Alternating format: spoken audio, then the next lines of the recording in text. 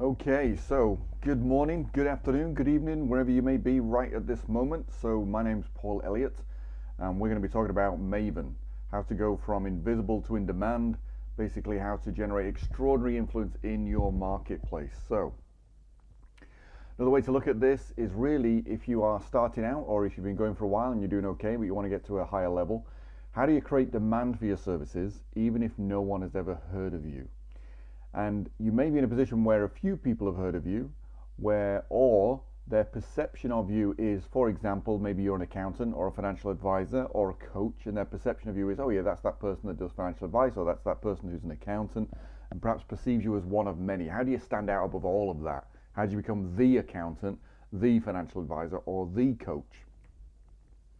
So first of all, let me establish if this is for you, because I don't want you to waste any time. Time's the most important asset you have in your business, so you want to make sure that you're using it wisely. So is this going to be of use to you? Is this going to be relevant to you? Is this going to actually help you achieve the goals that you want to achieve? So if you are a coach, if you are a consultant of any description, whether that's a theory of constraints consultant, whether that's a financial consultant, a marketing consultant, a sales consultant, doesn't matter, whatever kind of consultant, or you're a professional service provider and you want more leads and you want more clients, then this is for you. This is definitely going to help you. If you're a speaker, if you're an author, if you're an expert of some description and you want to become the go-to person, which is what I call the Maven, this is for you. If you just want to be more in demand, if you just want to turn more strangers into clients more easily, this is definitely for you. I know, having seen so many small business owners, that one of their hardest challenges is generating leads. And even if you help them switch on a stream of leads, then they suddenly discover their next real challenge is how to turn those leads actually into clients. So how do you turn strangers into clients more easily? Then this is what we're going to be covering. Now, this is a quote from Tony Robbins. I think it's very relevant because a lot of people in, I would say, my industry, and by that I mean the sort of helping people generate leads, helping people convert them, helping people use psychological tools to change their positioning. And if you like, as a speaker, I've seen so many speakers, been at so many of multi-speaker events where I was one of a number of speakers, and there's plenty of people in that industry who don't walk the talk, as they call it. So this is a quote from Tony Robbins: you can't take people to places that you've never been. So let me just frame what I've been able to do using what I'm going to share with you. I've been able to generate well into the millions. I am also an entrepreneur across diverse industries. So I haven't just applied this in the kind of make money niche or in the marketing niche or the sales niche. I've applied it across other areas where I'm selling tangible products, and I've leveraged the same tools. I'm an international speaker, as I've alluded to already, and really I'm kind of known as one of the top influence consultants serving the expert marketing industry. So that's me. So I've been to the place that I can take you. But it didn't start out this way, because what really got me into this was years ago. I mean, I mentioned Tony Robbins there. Years ago, I left college, got a job, didn't last very long before I got fired, got a second job, got fired again, and realized that perhaps working for somebody else wasn't what I was supposed to do with my life. So I went off traveling, and whilst I was traveling, I met a guy in Australia while I was actually on a diving trip, and he introduced me to Tony Robbins. And I say introduced me to his work. So I kind of came back to shore after we finished the diving trip, went and got a couple of books, read them, and thought, okay, this is interesting. This is what I could really enjoy doing with my life, really making a difference to people, helping them, changing aspects of life, transforming through their mind and changing the results that they're getting. I thought this would be pretty cool. So I decided to set up a neuro-linguistic programming business, so NLP, which if you've come across Tony Robbins or you read his first book, Unlimited Power, you'll know that it originated there. It's all heavily weighted in neuro-linguistic programming. So this is what I want to do, and it wasn't really that widely known in the UK at the time. So I thought, if I'm going to do this, how do I reach people? So I need to get people in a room. If I'm going to do this one-on-one, it's going to take too long. I need to be able to reach reaching many all at once. So I ran an advert in a London newspaper. It was London Evening Standard. It cost me about £3,000 at the time. It was quite a risk because I just basically didn't have the money to pay for the advert, so I put it on my credit card, so I don't recommend it. And on the back of that advert, 70 people came to see me speak at a hotel in Victoria. Now, I spoke for about 2 hours. People loved the presentation. Now, at the end of my 2 hours, I said to them, look, if you enjoyed this, I'm doing a full 3-day seminar. Come on this, where you can learn basically how to transform any aspect of your life, improve the results in any aspect, learn how to model other people so you can get their recipes for achieving success. and here's what the price is, and go to the back of the room and basically, just sign up and you're in. Unfortunately, guess how many people booked onto the seminar? Yeah, none.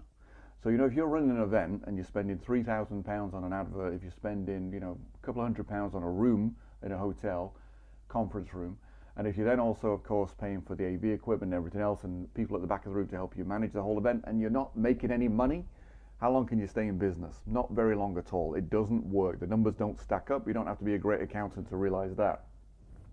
So I went away, kind of licked my wounds for a little while, and I was writing in my journal, my big journal keeper, so I was writing in my journal, I was thinking about it heavily, and this was the epiphany I had. This is what changed everything for me, because I realized that although I could engage people, what I wasn't doing was moving them to make a buying decision. And that's where it was going wrong. And it also occurred to me in that time that if people didn't buy into what I was doing, then they couldn't come on the journey and I couldn't make a bigger difference to them. Like, as I perceive myself, whether rightly or wrongly, in the transformation business. So I'm not here just to share ideas with people, because there are plenty of ideas. I want to share ideas, but I also want to shift their paradigms, the way they think about themselves, the way they think about their business, because that's really where everything starts. Because really, if I share ideas and you do nothing with it, then what was the point? But if I share an idea and I can transform the way you think about the idea, then you'll go and use it, you'll take action with it, and that's when you'll see the results.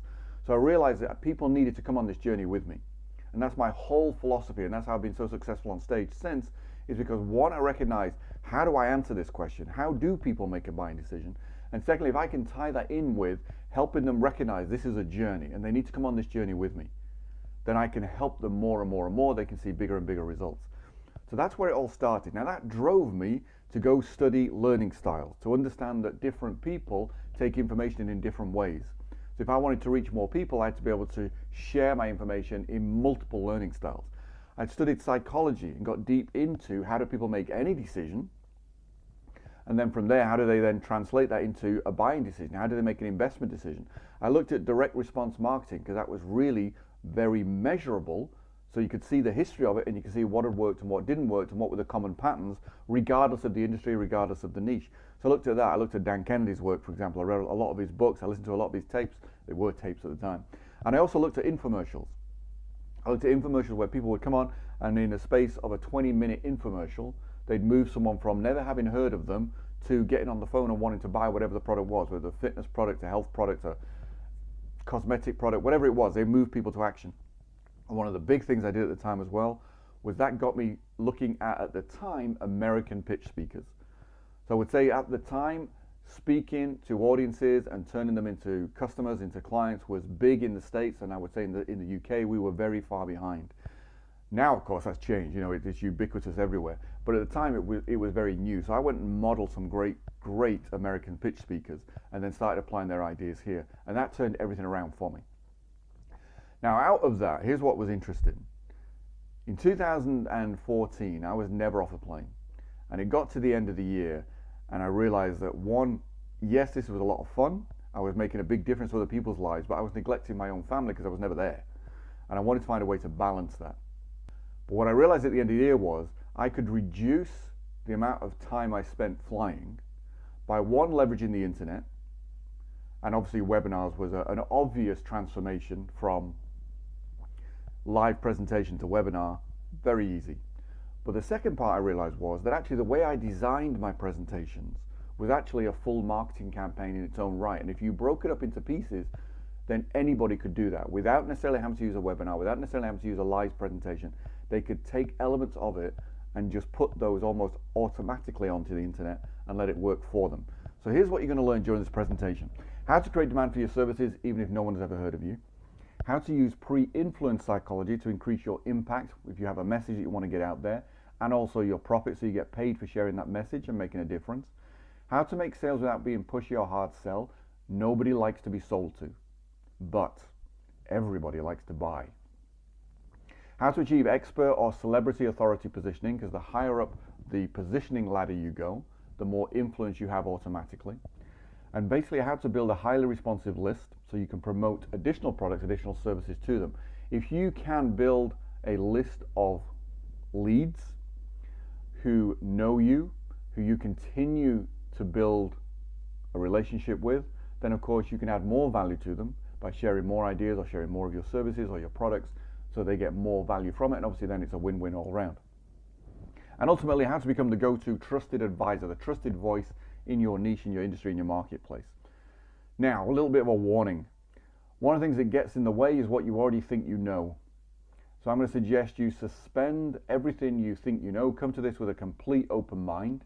It's easy to maybe listen to some of the ideas, because I've spoken to people in person and sometimes they go, yeah, that might work for you, but it won't work for me, it won't work in my industry. If you promote and sell your services and products to other human beings, then this will work. I can't speak for any other races from other planets because I've never met them. But if you basically promote what you do to human beings, this works. It doesn't matter whether you're thinking, no, I'm business to business. It's irrelevant. I'm business to consumer. Makes no difference whatsoever. You are human to human. So this works. So I'm going to suggest that you suspend all of your preconceived ideas of how you promote and sell services, because this may turn that all on its head, but this works. This is proven. So most of the marketing you've seen is dead wrong. So this material may conflict with what you've been told about marketing and may conflict with how you think consultancy, coaching, or professional services can be sold. A lot of what you see of marketing is really still based in the 1950s. And one of the big differences, which I'll share in a moment, that's changed since then is the reason that a lot of marketing doesn't work anymore. So challenge what you believe. If you're not making the money you want, if you don't have the freedom you desire, if you're not getting your message out to a big enough group of people, if you're in this sort of speaking business, it could be that what you're most certain of is what's really holding you back. So suspend all of that so you can take this on board. So a couple of house rules then. This is not get rich quick. There is no such thing as get rich quick. It just doesn't exist. I mean, it may have in the early days of the internet when Google was just establishing itself, and for example, when they launched AdWords and they wanted people to use AdWords, then their rules around it were a little bit more lax than they obviously are now. So in that time when they were first starting with AdWords and AdSense, which was where you could put an advert on your own website and which Google managed for you and they would pay you for it. Certainly, you know, in the first year of that, yes, actually there was a moment where you could make money easier than normal because Google wanted momentum. They wanted to build momentum. But as soon as they got it, that changed. And as soon as more people arrived, that changes. So there is no get rich quick. Stop looking for it if you are. Recognize that you have to do work in order to get a result, always. So there is do nothing, get paid. That just doesn't happen. I mean, it's a myth. And because it's very attractive, it's a myth that a lot of people are happy to play to, and I've seen a lot of speakers play to it as well. So, but it doesn't work. It never will. It can't. So no fake experts. And the other side of this, I need to give you a disclaimer. My results are not remotely typical, so therefore, don't look at it as I'm suggesting that you'll be able to replicate them, because I don't know you. You know, I'm not going to insult you. I've got no idea about your work ethic. I've got no idea about whether you'll follow what I'm sharing with you to the letter. I've got no idea about anything because I've never met you. So most people who buy any kind of how to make money training will not make any money whatsoever, predominantly because they don't use it and they don't stick with it, because nothing happens straight out the box. More often than not, you have to tweak something to make it work in the way you want it to work, because of course when you apply something, you don't necessarily apply it exactly how I've applied it. So you find out that there are little things to tweak. In the same way that anybody or most people who buy any kind of weight loss program don't lose any weight. You know, they don't stick with it. They don't change their lifestyle. They just maybe do something for a short amount of time, then they go back to doing what they were doing before. So those are the house rules. This is interesting. Back in the 1700s, Benjamin Franklin, who you see in the picture, launched a newspaper called the Pennsylvania Gazette. And the big selling point was that it had pages and pages of new adverts. So people bought it because they wanted to see the new adverts. Why? Because advertising was very new. It was, I guess, a unique experience at the time to look at adverts. So it was kind of something to do. It was an experience in its own right. So people happily gave it their attention. You know, and I sometimes tell the story, you know, imagine you're living in London in the 1700s, and you know, maybe you work in a bank, so you get up in the morning, you put on your powdered wig and everything else and all the frilly kind of clothes, and you head off to the bank, and you get to the bank, and on the way, you know, there's a young boy there selling newspapers. You bought your newspaper for whatever it might have cost, let's say it cost a penny.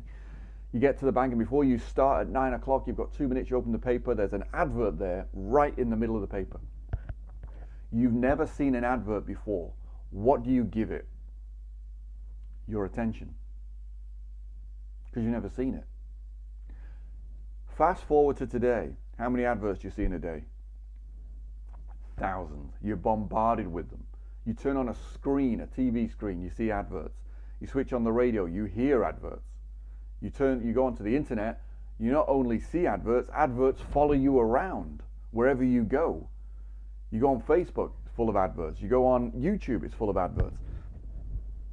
How many of them do you give your attention to? Probably none. Maybe one or two at the most, but probably none. Attention is a scarce resource. So we're in a situation where most people are too busy, too stressed, caught up in their world, they've got too much to do.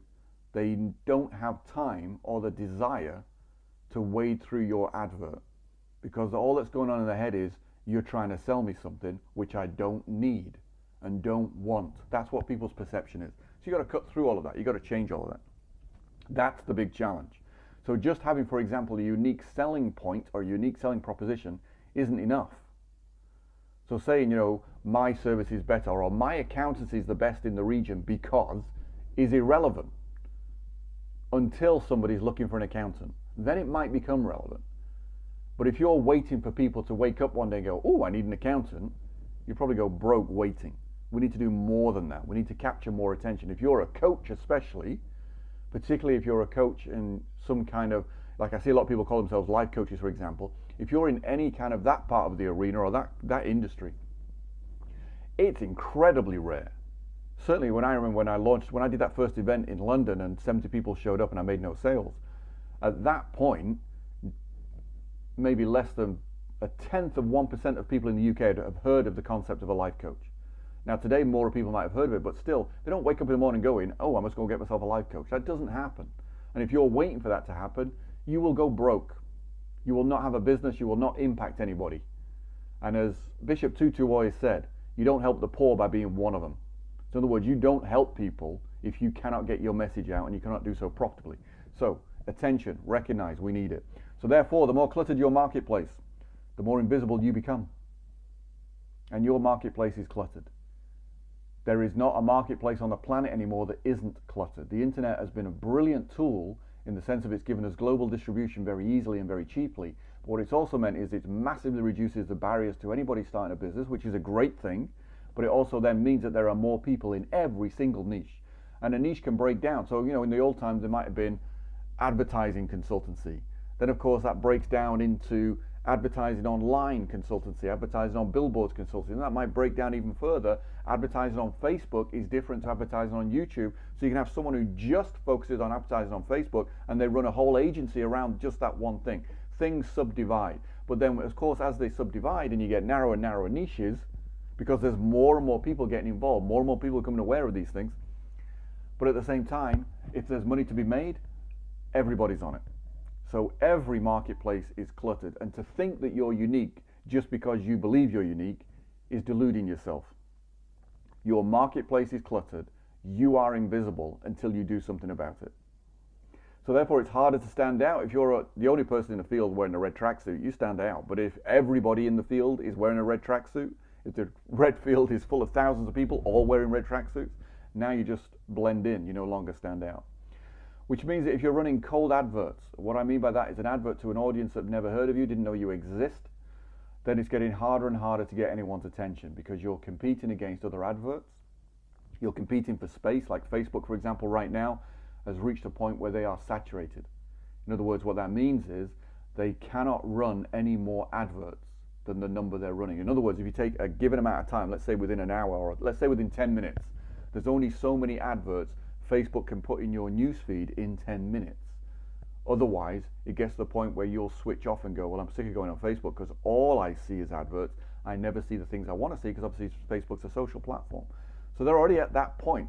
So you're competing against the fact that, one, there's plenty of other advertisers offering all sorts of things, not just in your industry, but it still has an impact on you because it takes up space. And secondly, the people that are scrolling through Facebook, as an example, are not looking for an advert. They're not interested in that. They're there to maybe give themselves a break. Maybe kind of, take their mind off whatever's going on in their world. Maybe take their mind off the fact that they're in an office doing a job they don't really like, but they need it to pay the bills, but they're just taking a 5-minute break and they just want to see something funny. They want to see the cats. They want to see some stupid video. They want to see somebody failing badly. That's what they're looking for. So they're not looking for your ad. So it's become harder to get anyone's attention, which makes it harder to differentiate. Seth Godin, brilliant material that he's written, his book, The Purple Cow, about standing out. But it has become much harder and harder. And everyone's an expert. One of the things, when I first started speaking was, yes, a speaking platform immediately, from the audience point of view, puts you in a position where you must be the expert because you're the one on stage doing the talking. But then, of course, when multi-speaker events came, now I'm just one expert amongst many experts. So no longer is it, oh, well, I'll listen to you because you're the expert. It's like, well, actually, you're all experts. How do I decide which expert to listen to? Everyone's an expert. So you've got to do more than just be an expert. Does that make sense? So then the big question, of course, how do you stand out? How do you stand out in a way that's relevant to the people that you want to reach? So as an example, I've talked about this already to Facebook. Which posts are you more likely to pay attention to? A post from someone you know, a post from someone you've never heard of before? Yeah, exactly. You're more likely to pay attention to a post from somebody you know. Now here's why. It's what I call the ladder of influence. So think of it in terms of who you will more likely listen to and therefore more likely give your attention to. So the bottom of the ladder is a complete stranger. So right now, for the most part, for some of the people you want to reach, you are a complete stranger. So a complete stranger, how much attention would you give them? How likely are you to listen to them? Pretty unlikely. And on top of that, we're also wired. Evolutionary psychology suggests that we're wired to be wary of strangers anyway. And then compound that, because it's a survival thing, and then compound that with the fact that you're probably raised like me, you were raised with this whole aspect of stranger danger. So you don't go, as a child, don't go talking to strangers. So all of that's kind of there. That conditioning's there. So strangers are the least likely to get our attention, the least likely of anybody as somebody we would listen to. Then the next level up, someone you know. So you're familiar with them. Maybe you've been to a couple of business breakfast events, these kind of things where you turn up and everyone does their 60 seconds or 30 seconds to talk about what they do as a business. Then maybe you exchange business cards, you have a chat, you go more regularly, you get to know each other. So now you know somebody. So maybe if you saw one of those people that you got to know and saw they posted on Facebook, maybe, oh, I know that person. So you give them a bit of your attention. Then above that, somebody you know and like. So if you met someone, you become familiar with them and you like them, then that has an impact as well. Someone you're familiar with, but you're kind of like, yeah, take them or leave them. But now you like them, more likely to pay attention, more likely to listen to them. Above that, someone you know, like, and trust. So now we're getting into the realm of they've got something to offer which may be relevant to you. So you trust them. So if you're reading what they're saying, let's say you read the first paragraph and you trust them, then maybe now you read the second paragraph and the third paragraph. Maybe you read the whole post because you trust them. And then top of this, someone you know, someone you like, someone you trust, and someone who you perceive as an expert. Now in this context, my definition of an expert is someone that you perceive can help you achieve a result that you want. So there's a direct relevance to you, and there's a perception on your part that this person has something which can help you. So now how likely are you to give them your attention? Very likely. So therefore how likely are you to listen to them? Very likely. So that's a ladder of influence, and you want to be at the top of it. So the first question, you might want to write this down. How do you get someone to know, like, trust, and perceive you as the expert before they ever meet you? Now this comes out of a question that originated for me many years ago. I mentioned Tony Robbins right at the beginning, but I remember I did a couple of his seminars and I did one of his business events, which was very good. I got a lot from it at the time, and it's really kind of guided some of my directions I've gone in terms of understanding influence. But one of the things he talked about at the time was, what do people say about you before you arrive? Which always played on my mind. I didn't really know how to answer that at the time. I do know how to answer it now, but at the time I was like, oh, that's interesting. And it's the same idea. How do you get someone to know, like, trust, and perceive you as the expert before they ever meet you, before you turn up in the room? Because some of your greatest influence comes from your positioning, like meeting a celebrity. If you saw a famous Hollywood film star, or you were sat in a room and they were coming, then it's like, oh, this film star's coming. And as soon as they arrive, that you're perceiving them as somebody special, somebody different. And that's what you want for you. And the answer is very simply, become their maven. Then of course your next question is, well, How do you do that? Because the Maven is the trusted advisor, is the expert, is the authority. So you are immediately known, liked, and trusted by your niche, by the very people that you want to reach, the very people you want to impact, the very people you want to be your clients.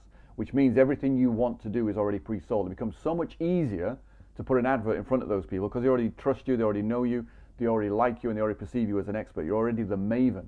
Everything's pre-sold, so you already have influence over them and with them before you even meet them. So then, how do you become the Maven? And that's what we're going to get into right now. So grab a pen and paper, start taking notes. Here's where we begin the whole recipe, the formula, so that you can go out and actually implement this and do it. The big thing, of course, is you must do it. If you don't take action with this, you will not see a change. You will not see any results. And the other side, of course, if you don't do this, I will come find you. I will track you down. So do this. So, first step, you got to decide who you want as clients. You cannot work with everybody. You cannot reach everybody. One, you don't have the budget and you don't have the time. So if you try and say, like, I remember a couple of years ago, the UK government decided that they wanted to do something about youth unemployment. And one of the ideas they came up with, which was a great idea, was to encourage younger people to become entrepreneurial. So in other words, rather than go find a job, create a job. And they started this thing called the Startup Loan Scheme, where they would provide both money up to, originally it was up to £10,000, and they would provide mentoring to help these people get going. So we ended up getting involved, me and a couple of friends of mine, and we put on events.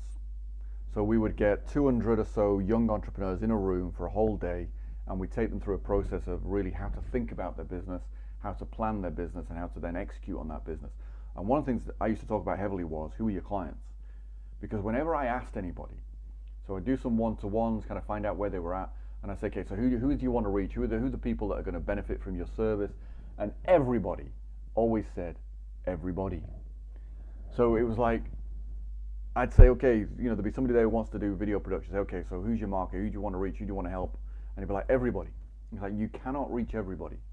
Because in trying to reach everybody, is everybody the same? Does everybody have the same motivation? No. So, for example, is a 45-year-old father of 3 motivated by the same things as a 23-year-old university graduate? No.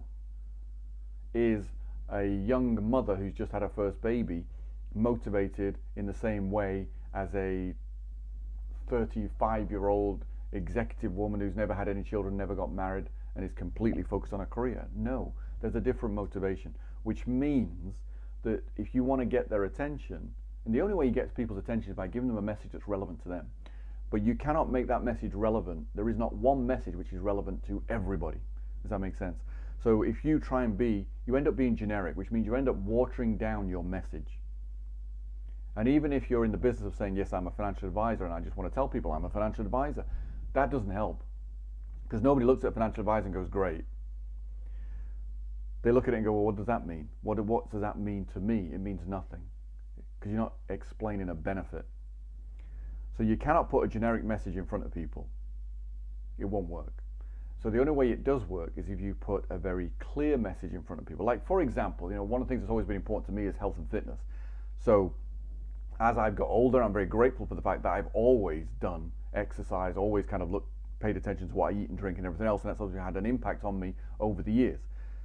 So let's say, though, I wanted to get into shape. There's plenty of material online talking about how to get six-pack abs and everything else. I might go, ooh, six-pack abs, that might be my ideal idea of what health and fitness looks like. It isn't, but let's say it is. So if I see a message that says, get six-pack abs, then yes, I'm a little bit interested, because it might be something I want. But if I see something which says, get six-pack abs for 40-something dads, then it's like, ooh, that's very relevant, because now it's talking to me directly. Does that make sense?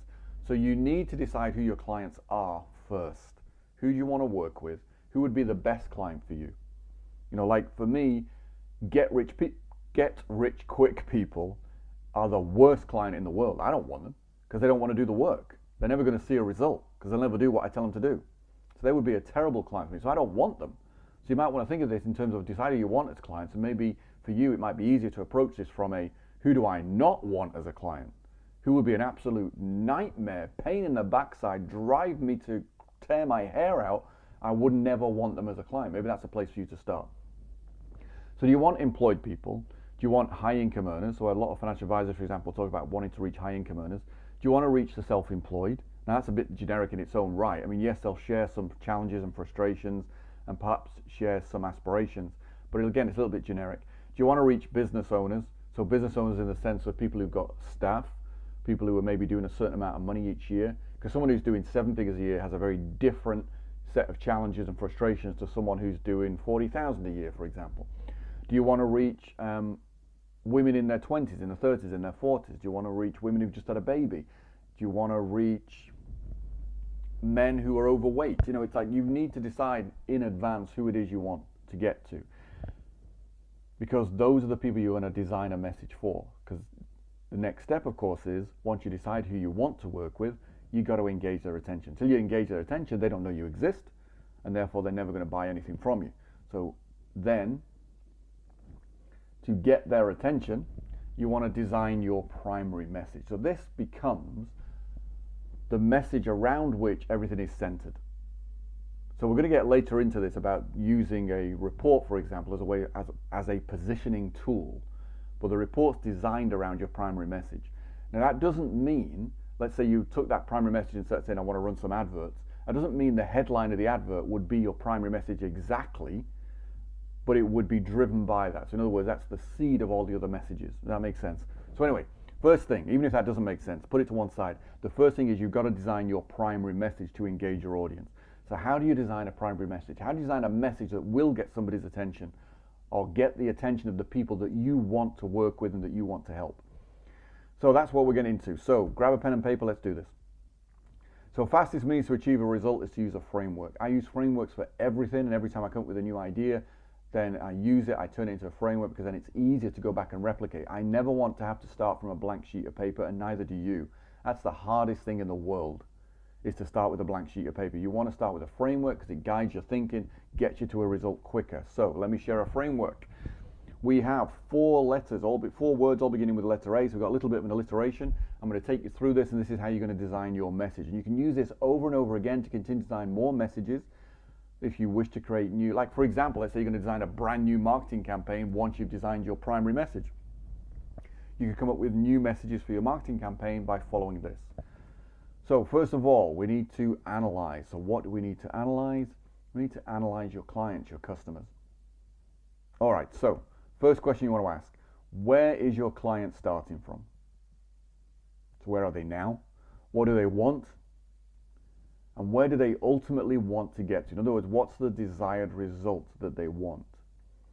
Now, think of it this way, because if you know where someone's starting and you know where they want to get to, what do you automatically have? You have a gap. And that's the important part. Analyzing your prospects, analyzing your marketplace is all about mapping the gap. So here's where your client is. Here's where your client wants to get to, whether it's in business, health, relationships, image, status. There's a goal they want to achieve. There's something they want, and therefore we have this gap. There is always a gap. The gap is what creates the frustration. The gap is what creates problems for people. The gap is what kind of keeps them awake at night potentially, or stresses them out. There's always a gap, and what they want, and they don't always realize that there's a gap, but they know something's wrong. They're not where they want to be.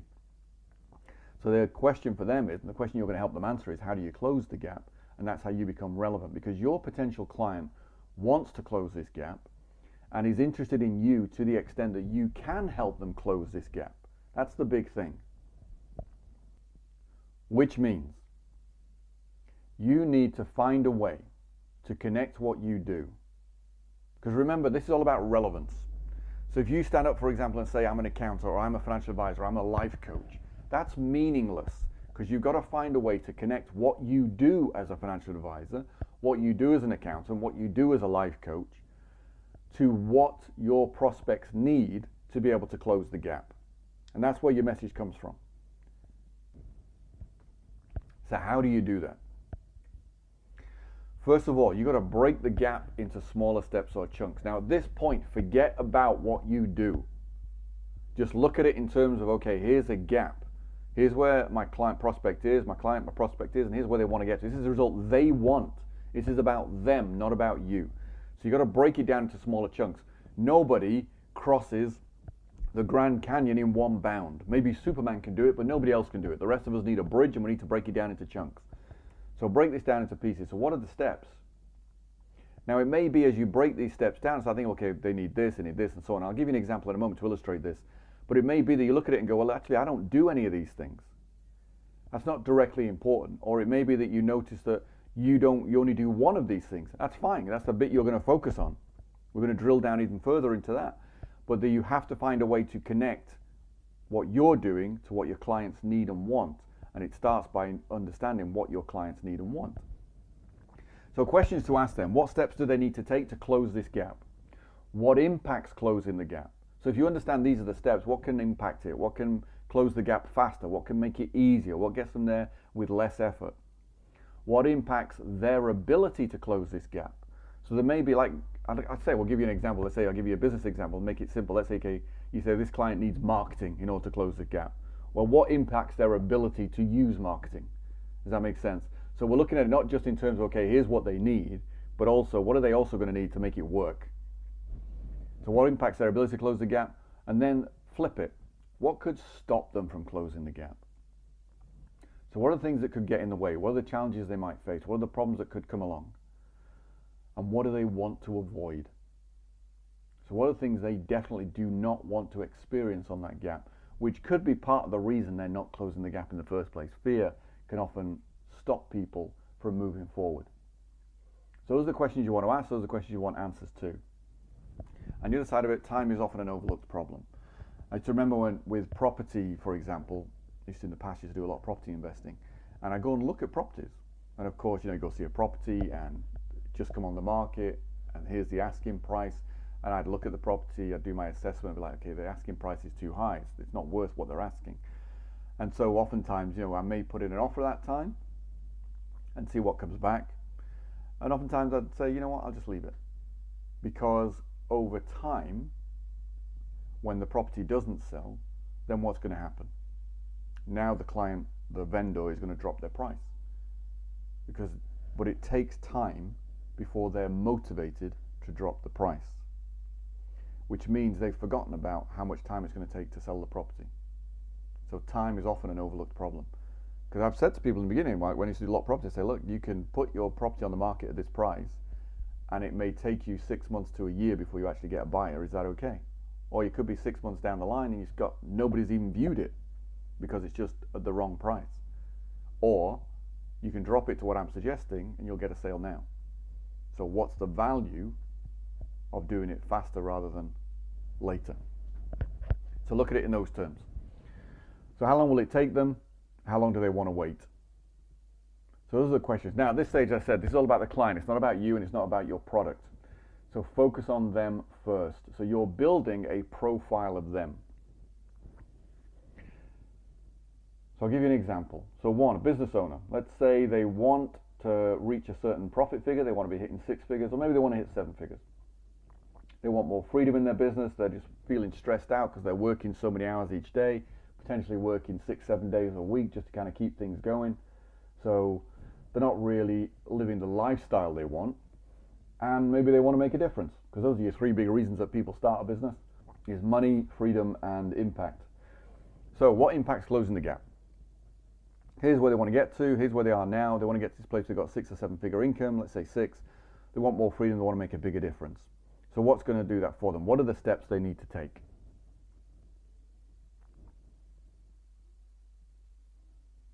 So first of all, you just do a brain dump. So you get a piece of paper and just anything that comes in your head. What are they going to need? So I put down here, they're going to need marketing, they're going to need sales, they're going to need productivity, they're going to need execution, implementation. Therefore, they're going to need a different mindset.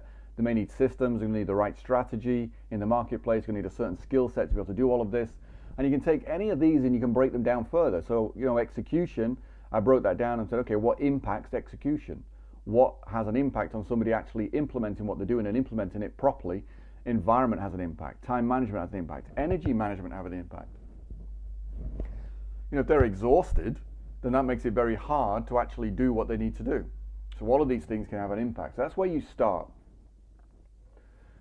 Now, if you don't know when you're going through this, if you're thinking, okay, well, I don't really know what my client wants, then go talk to your prospects. If you, for example, you're an accountant or a financial advisor, you want to work with business owners, go talk to business owners. Find out what's going on for them. The other way to look at this is narrow down. If you're a coach, you can't just be a life coach. It's too broad. You need to pick something. You need to pick a niche which is a little bit more narrow. You need to pick a problem that you solve or a goal that you specifically help people with. And one of the other areas which is great for understanding people, if you don't initially want to go talk to them, but you want to do a bit of research first, is Amazon. Amazon's a brilliant tool for research. So if you go on there and do a search for the kind of books that your prospects would read, and not so much the book, although the book itself can give you some ideas, the reviews are the important part. So dive into the reviews. If you can find books that have a lot of good reviews, like for example, when I was doing a lot of speaking, a lot of these events, the kind of people that come along are more entrepreneurial. They tended to be self-employed or business owners or people who wanted to break free of employment. So they tended to read books like Think and Grow Rich, Rich Dad Poor Dad by Robert Kiyosaki, these kind of books. So if you go and look at those books, like Rich Dad Poor Dad, for example, has got potentially thousands of reviews, and you dig into that and just spend a bit of time reading the reviews. So some reviews, you'll get somebody saying, okay, this is a great book, that's it. That's not very helpful to you, but other people will write a lot. And they'll share with you. If you read, kind of almost like reading between the lines sometimes, but as you read what they've said, it gives you an indication of what motivated them to pick up the book in the first place. And what motivated them is either the pain they're experiencing in life or a goal that they want to achieve. And they'll share that with you. You also want to pick up the poor reviews. So the 1 and 2 star reviews can often be very good. Now again, you'll get some people just saying, okay, this was a terrible book, don't waste your money. Not very helpful. But you'll get other people who will go into detail and they'll say, look, this is what I was expecting from the book. And what they were expecting, clearly what they say after that next sentence is telling you a little bit about their motivation, their goals, their frustrations, their fears. It's sharing things with you. So that gives you an idea of where they are and where they want to get to. So that helps you build that profile of the gap. Does that make sense? It's a brilliant way to do it. And then the best way, always, and I would say maybe start with that, but the best way is to go talk to people. Go talk to the people you want to have as clients. Find out what their challenges are. Take them out for coffee. That's what I think one of the values of wherever you are, there will be some kind of breakfast networking event in your area. So if you're dealing with business owners, then clearly that's a great place to start. If you're dealing with people who are, stay-at-home dads, stay-at-home mums, then go to the local pub. Go knock on a few doors. But you've got to meet people. It's kind of get out there a little bit and talk to the people you really want to help. That's your analysis. Now, secondly, once you've done the analysis, now we need to assess. So what I mean by this, we assess what you do. What is your solution? What do you do? So list all the features, list everything about what you do, and break it down into steps again. So in other words, if you were going to work with somebody, this is kind of step 1, step 2, step 3, this is what we do to get them to this goal. So I'm giving an example here as cleaning, because I think it's just something that's kind of right out there. It's not an obvious kind of idea. But I think by looking at this as an illustration, it will help you do it with whatever you're doing. So cleaning, what do you clean? So do you clean offices? Do you clean carpets? Do you clean residential homes? And then how do you do it? What products do you use? What chemicals do you use? Why do you use those? So all of that has relevance. So again, you do another brain dump. So you just break it all down. So then once you've done your assessment, now you've broken everything down from a cleaning point of view. Now we want to associate. Now we want to start to connect the two. We want to connect what you do to what your client wants. So what's the connection? That's the question you're asking. What do you do? What does your client want? How do you connect these two things? So cross-connect. So this is easy to do on a piece of paper. So get a piece of paper, draw a line down the middle. On one side, everything you do. On the other side, everything your client wants or needs or challenges they might face. So draw 2 columns. First column, everything you do. Second column, everything the client wants. Match them up. Yeah, so how do they connect? Or how could they connect? So it may be that when you look at it, it's not obvious. There isn't a direct, oh, this connects directly to this. So what's the intermediate step? There may be a step in between. That's fine. But there will be something. There is always a way to connect things. You ever played those games where you start with a word at the top and then there's like 6 loads of blanks, and by changing one letter you've got to arrive at the word at the bottom. That's kind of a connection thing. In other words, there are intermediate steps before this word connects to this word. There is always a way to connect things. Always. There has never been a situation where there's not a way to connect what you do to what your client wants. It may not be a direct connection, and that's very common, but there is a connection. So you've got to stick with this. So how could they connect? So for example, we got the carpets. We're going to clean, we do carpets, we use chemicals, we clean offices, we clean computers. What does this business owner need? So this is a cleaner looking at business owners who have offices as their client base. So what does the business need? Because the business isn't thinking about cleaning the carpets. Well, the business needs marketing, sales, productivity. Productivity, what has an impact on productivity? Environment, time management, energy management, because that leads to execution. Mindset, system, strategy, skill set. So we break this down. So, carpets. So you go online, do a little bit of work on carpets and discover what a carpet can do. Well, actually, carpets can have an impact on how many sick days your staff take. So therefore, carpets are part of your environment. So therefore, carpets can have an impact on productivity. So you see, it's not a direct correlation, but it is a correlation. Why? Because a carpet absorbs all the crap in the air. It acts as a filter. But once the carpet is saturated with crap, then where does the remaining garbage go? Well, it's now in the air, which means it's being breathed in by people. And particularly in an air-conditioned office where it just spreads around, that it's being breathed in has an impact on them, on their health. So maybe they feel sluggish even if they do come to work, or maybe they're ill so they're not coming into work for a few days. So therefore that has an impact on their productivity. So environment impacts productivity. And the flip side of that, actually, if you've got a clean environment, which is well decorated, well lit, carpets are clean, it's a nice environment to be in. That's been demonstrated by Stanford Research Institute. There's a study came out of there that shows that that environment can have a 50% impact on productivity. So there's two things there straight away, which you can use in your marketing campaigns, but there's a direct correlation. So there's a way of connecting cleaning carpets to business productivity. So think laterally.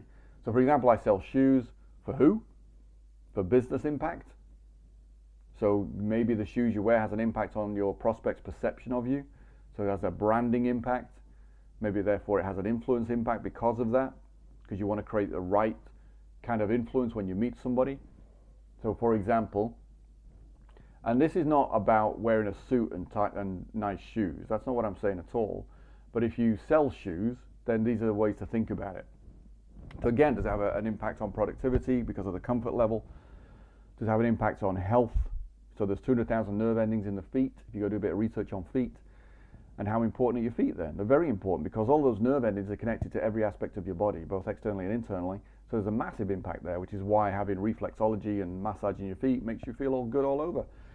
How much sweat is produced each day? Well, on average, a typical person produces a cup of sweat each day from their feet. So the shoe then, if it doesn't allow that sweat out to evaporate, what's it going to do? It's just going to basically make the foot warmer and warmer. Now you've got a muggy environment in which bacteria can grow, to which fungus can grow. That's not good for your feet. So therefore, the shoes you wear are important. So this is a way of connecting it all together. So you may cycle through this process a few times to find the right connection. This is something we do. It's a bit of a blatant advert, but on our live events, it's something you go through a couple of times. Obviously, get some creative input from the people around you, so that you can find that connection. Because this is important. This is the foundation of everything that you do. You need to get to a primary message, so that you know what you're about from your client's perspective. So there's immediately direct relevance and direct benefit to them. So that what you do, they can see the benefit. Your clients don't want to be Columbo. They don't want to have to do detective work to be able to connect to what you do can help them in their business. And oftentimes they don't know what the problem is that they're facing, because they don't know what they don't know. So part of your role is to make them aware of the things they don't know that they don't know, which could have a negative impact on what they want to do. So cycle through this. Then we associate, and the final part really is to articulate. So how do you take that message and put it across in a way which makes it easy to understand, easy to take on board, and easy to kind of capture their attention with? So articulate your Maven message. So here's a couple of simple formulas to get you started. So here's one, which is a very easy one. Just try and take what you've learned. So let's say the cleaning thing. So desired end result. So increase your productivity by keeping your environment clean without any kind of interruptions to the workplace. So that might be a carpet cleaner's message based on what I've just shared with you. So it's a start. I'm not saying it's perfect, but it's a start. So this is just a structure, desired end result by mechanism. What is it that you do without overcome objection? So alternative is another one. This works very well. How to yay without boo. So for example, how to get more clients without being a pushy sales stalker. Or ask a question. Questions are very powerful because any question really causes your brain to stop for a moment because it has to process the question.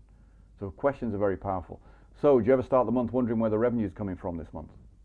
Stops people in their tracks because they go, well, yeah, because they have to process it. So think of planting pictures. All influence is about planting pictures in somebody's mind. So what is the picture you want to plant in their mind? So is it a pain picture or a pleasure picture? Is it a problem they're not aware of? Is it a goal they want to achieve? What's the emotion you want them to feel? So it's not just let's give them a picture. You want to give them a picture which has emotion attached to it. So for example, how to gain more clients by positioning yourself as a maven in your niche without ever having to hard sell anyone.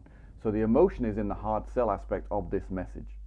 So we've got desired end result, gain more clients. Mechanism, positioning. Specifically position yourself as a maven without ever having to hard sell anyone. So the idea of cold calling, the idea of having to kind of force somebody, like most people don't like selling. They hate the idea of it. I don't like selling.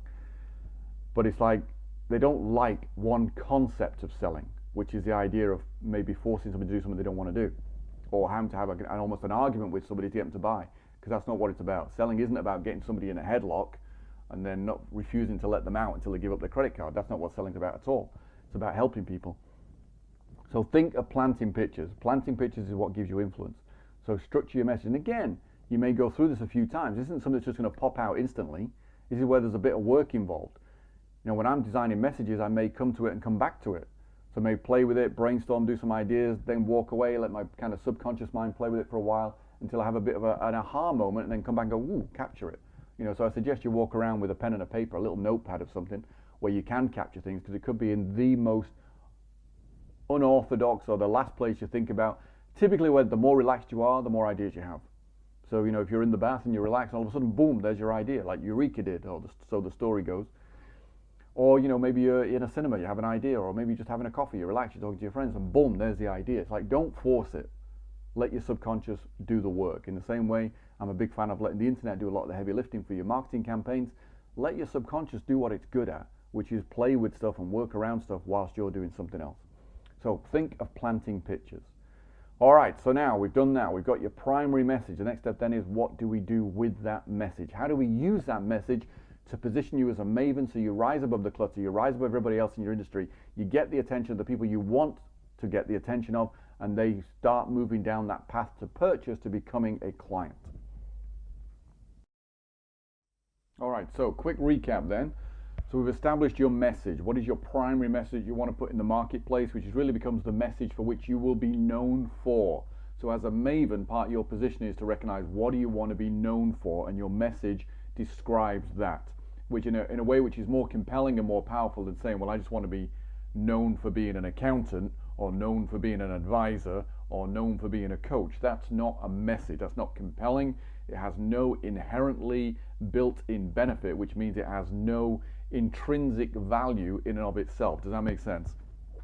So really, what we're now doing is saying, okay, we've got this message. This is a message which when somebody reads it, or when our ideal prospect reads it, it will resonate with them. They'll go, I want to know more. And that's all it requires. It doesn't mean that that message in and of itself will say, okay, look, I've read it, I want to buy. All we're looking for is something which grabs their attention and makes them think, and makes them think, I want to know more. So it's almost like you've got that, like almost a slightly open door, which is giving you the space to go to the next step, to say, okay, here's the next piece in the equation.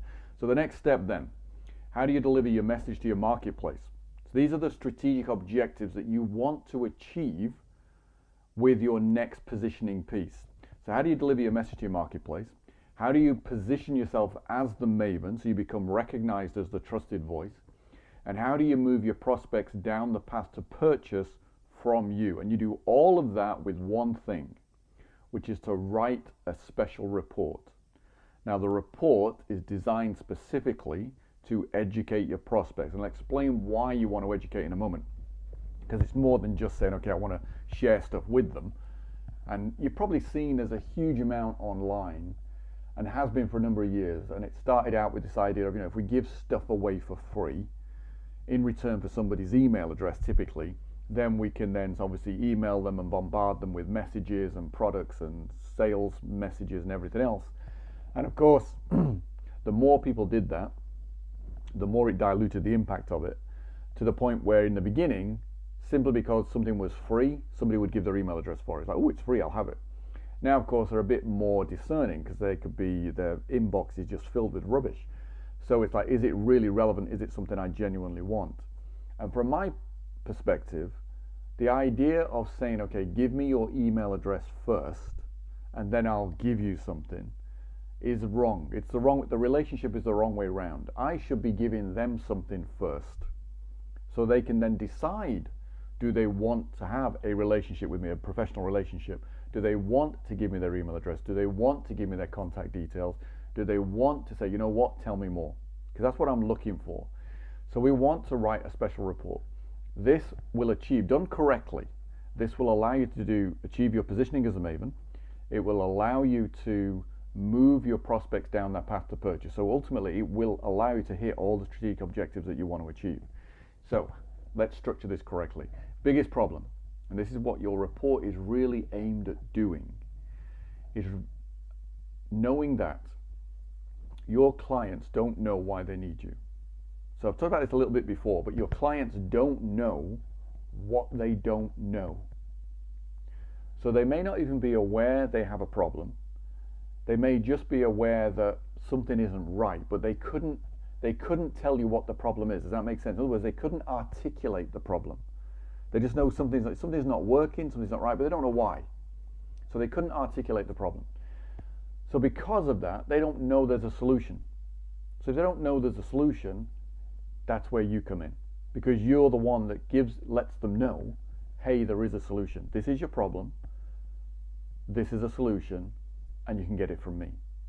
So that's a great opportunity. When you're in a place where your clients don't know what they don't know, when they don't know they even have a problem, that is a phenomenal opportunity for you, because most people in any space are only really trying to sell to people who are aware they have a problem, aware there is a solution, and all they're waiting for now is for someone to decide which provider they're going to buy the solution from.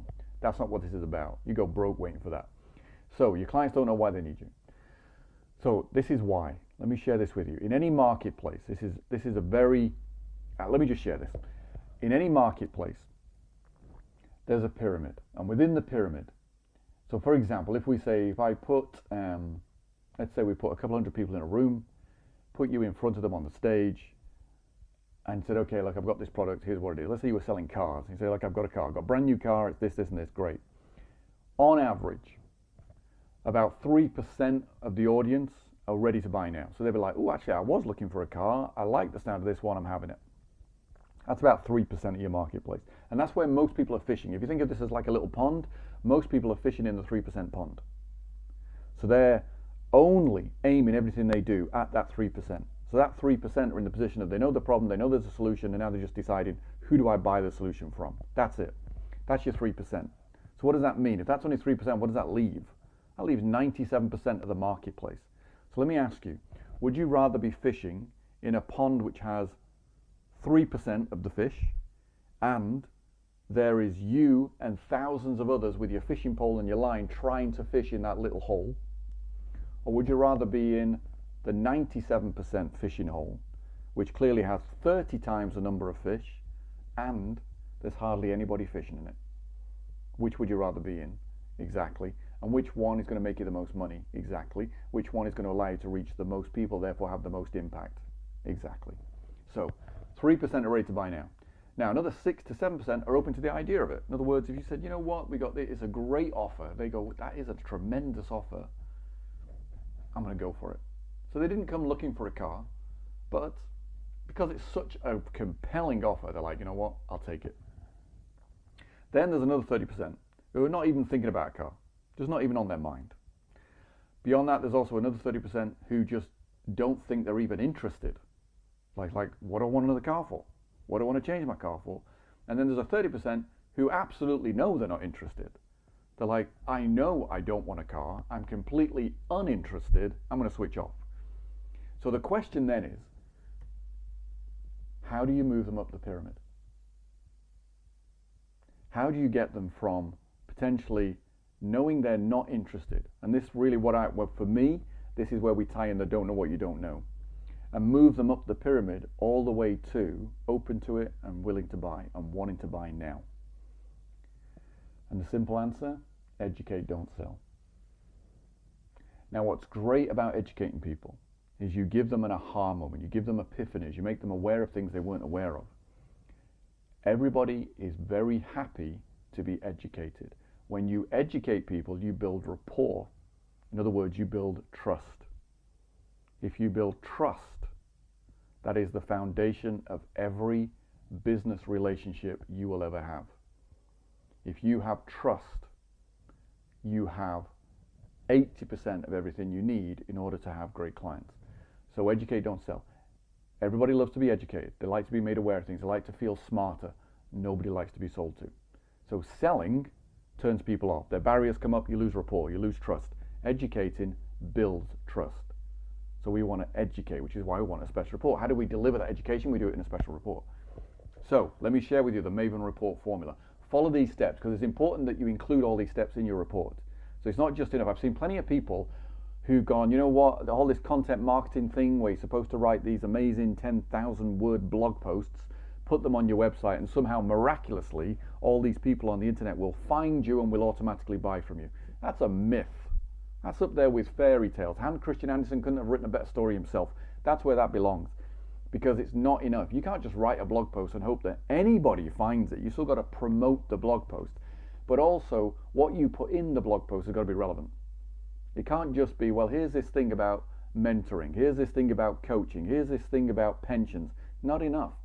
Follow this structure, because remember, one of our goals is to move your prospects down the path to purchase. We want to move them up the pyramid so they get into the place where they're going, I want to buy this now, even if they were never interested. When I walk out on stage, for example, that's the most obvious way to explain this.